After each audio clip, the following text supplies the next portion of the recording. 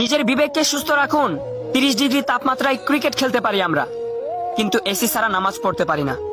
রেস্টুরেন্টে খেয়ে ওয়েটারকে 100 টাকা বকশিশ দিতে পারি আমরা, কিন্তু রেস্টুরেন্টের সামনে রোদরে দাঁড়িয়ে থাকা ভিক্ষুককে 10টা টাকা দিতে পারি না।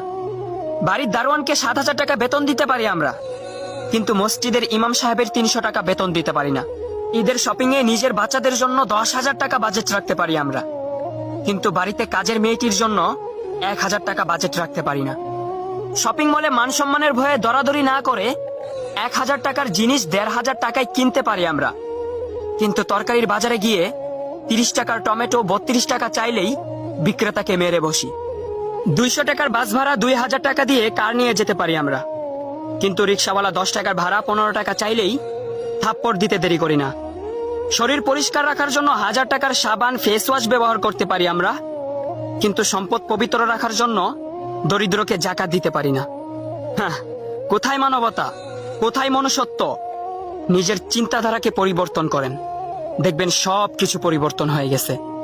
আসসালামু আলাইকুম ওয়া রাহমাতুল্লাহি ওয়া বারাকাতুহু।